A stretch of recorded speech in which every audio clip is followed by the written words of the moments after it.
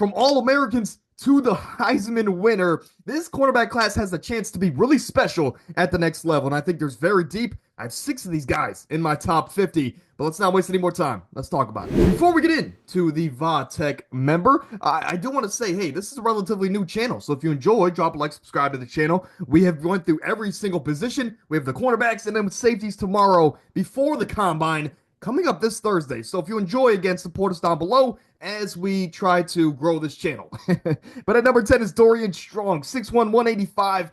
This past year was just a solid year, and I think he's just a solid prospect from top to bottom. 2 interceptions last year. I think he does have great size to him, right, as far as his arm length. And that's why he's so great in press coverage. So if you need a physical man-to-man in-your-face corner in the late rounds, Dorian Strong's going to be a favorite on your board.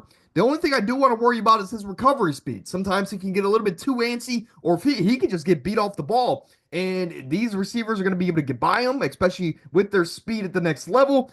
But outside of maybe recovery speed and just being a little bit smarter with his hands, Dorian Strong's going to be a very solid corner at the next level.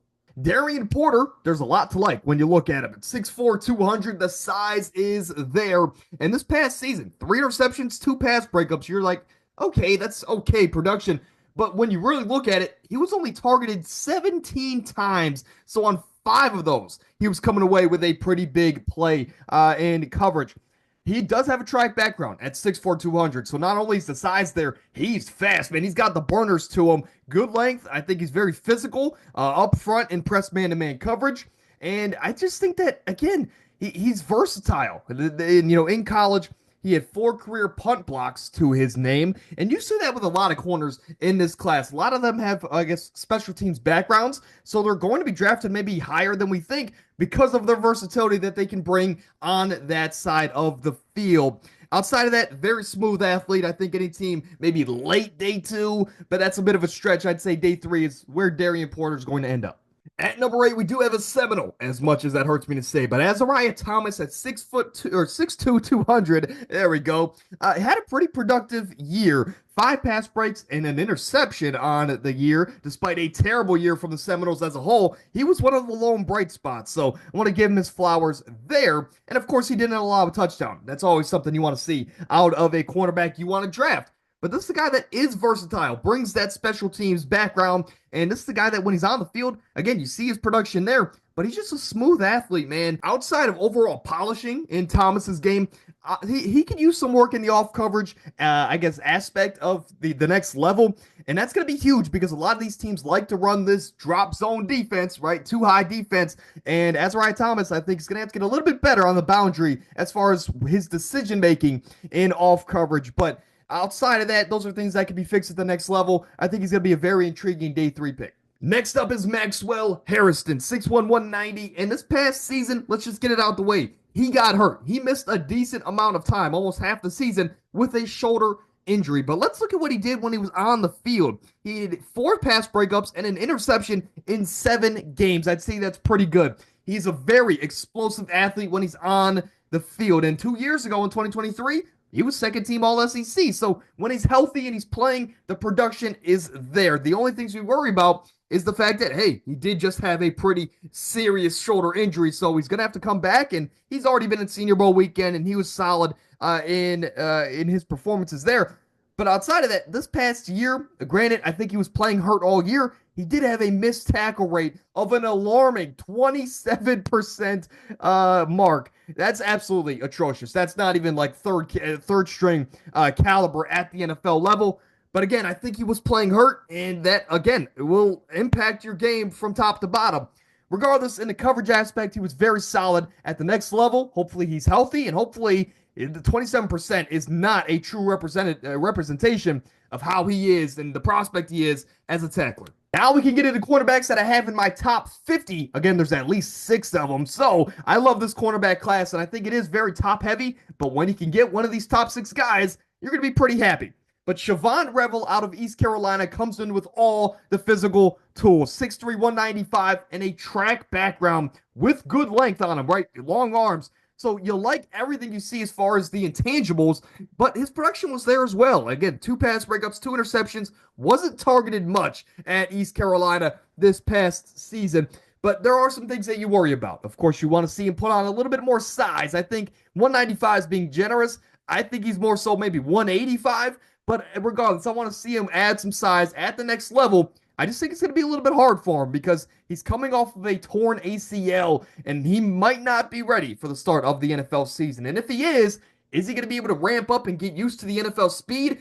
Cornerback's already hard enough to play as it is at the NFL level. This is a guy that we just simply might not see much of in 2025. But I think if you're drafting him, you're drafting him for his crazy high potential. And I think he's going to be a very intriguing player. And again, I could see him going as early as round 2, but I think he's most likely a day 3 or round 3 guy, excuse me. Out of Ole Miss, as this trend continues of me just loving this entire Ole Miss defense, Trey Amos is the next guy we're going to add to the list. 6'1", 190, 10 pass breakups last year with 3 interceptions. That led to first team all SEC honors. And over his career, he's had 25 career pass breakups. So teams aren't afraid to, I guess, go at him. But when they do, he often makes them pay with, again, a lot of breakups and, again, turnovers in his career there for the Rebels. He's very physical, and I think that's the biggest trait that you could say about Trey Amos. He's in your face, physical, press man-to-man corner.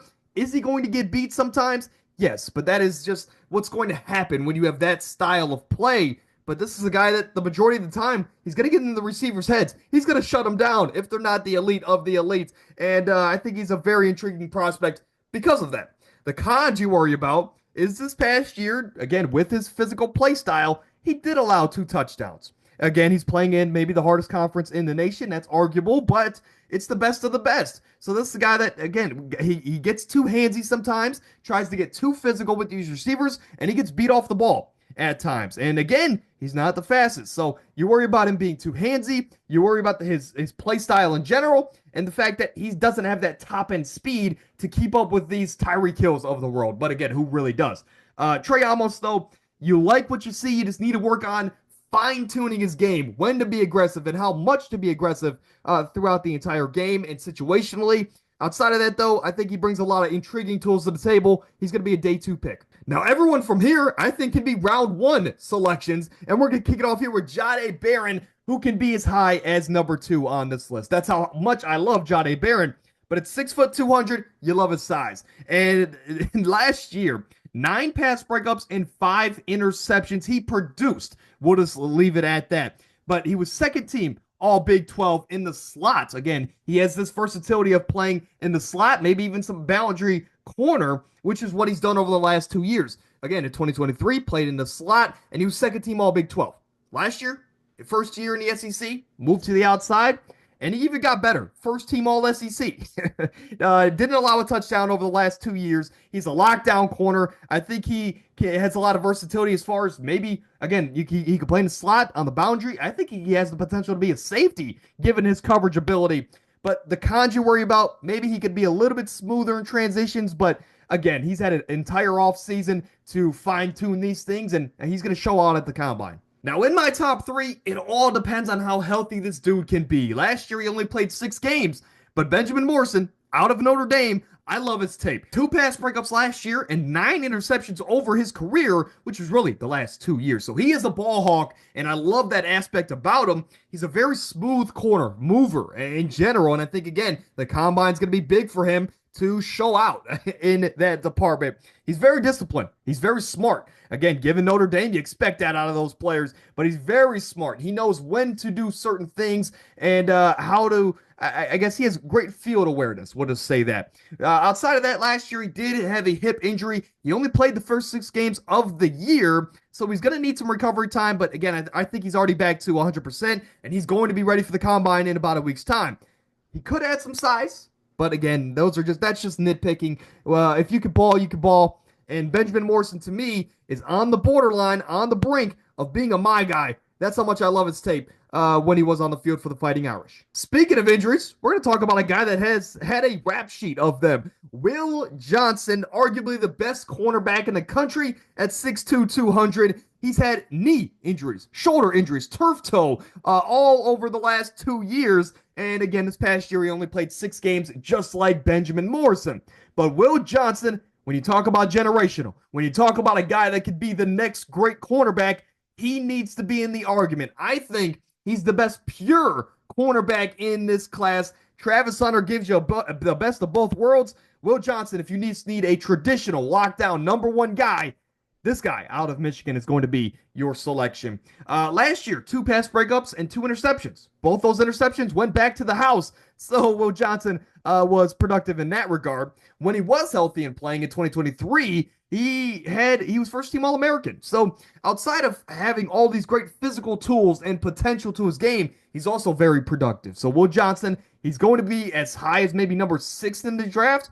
I like him going to Pete Carroll if both quarterbacks are off the board. Gives him his next Richard Sherman number one kind of a guy. And the Raiders, again, they desperately need secondary help. Will Johnson, special. We know this. And at number 1, Travis Hunter. There's so much that I could say about him, so we're just going to go over the key points about Travis Hunter. Well, let's kick it off. He's a cornerback that won the Heisman Award.